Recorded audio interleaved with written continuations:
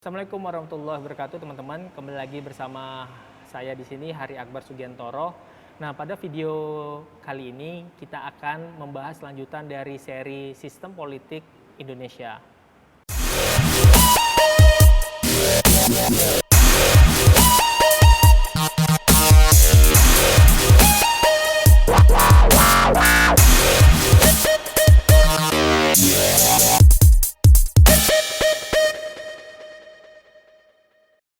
Nah, pada video kali ini teman-teman, kita akan berdiskusi tentang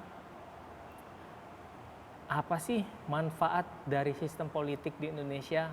Nah, kalian kalau video sebelumnya kita sudah membahas tuh terkait dengan pengertian dari sistem politik itu sendiri ya teman-teman. Di dalam sistem politik itu pasti ada fungsinya. Nah, fungsinya apa sih? Nah, fungsi dari sistem politik itu ada 3 ya teman-teman. Yang pertama merupakan bentuk sosialisasi politik. Nah, apa yang dimaksud dengan sosialisasi politik?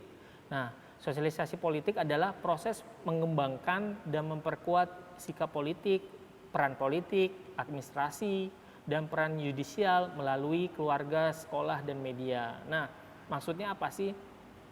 Hal yang saat ini terlupakan adalah proses edukasi politik. Mensosialisasi politik itu apa, proses literasi politik itu apa yang saat ini sangat kurang. Kenapa? Karena kita sudah disuguhkan melalui media bahwasannya politik itu kejam. Seperti yang kita bahas di minggu lalu ya teman-teman, di mana politik itu kejam, benar apa tidak?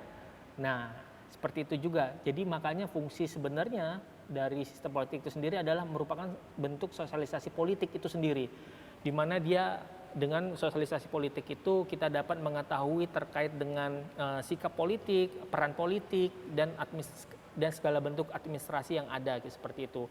Nah, sosialisasi politik ini dimulai dari kelompok kecil ya seperti keluarga, sekolah, dan media. Nah, selanjutnya fungsi yang kedua adalah rekrutmen politik. Nah, apa sih rekrutmen politik? Nah, di dalam rekrutmen politik ini adalah proses penyeleksian rakyat untuk kegiatan politik dan jabatan pemerintahan. Nah, ini nanti kita pelajari di dalam proses partai politik juga ya teman-teman, di mana nanti partai politik itu merupakan bagian dari sebuah sistem politik, di mana di partai tersebut ada fungsi-fungsinya yang kita sudah bahas barusan seperti itu. Nah, ini juga penting ya, di rekrutmen politik ini kita harus mempelajarinya. Nah, yang ketiga adalah komunikasi politik. Nah, di mana informasi mengalir dari masyarakat melalui berbagai struktur dalam masyarakat. Nah, ini yang saat ini sering terjadi, di mana arus komunikasi politik itu tidak berjalan efektif ya teman-teman, di mana masyarakat banyak terdisinformasi terkait dengan fakta yang ada di lapangan seperti itu ya teman-teman. Nah, ini penting. Nah, selanjutnya kita akan membahas tentang suprastruktur politik, infrastruktur politik, dan selanjutnya. Oke, nah teman-teman, apa sih itu suprastruktur politik?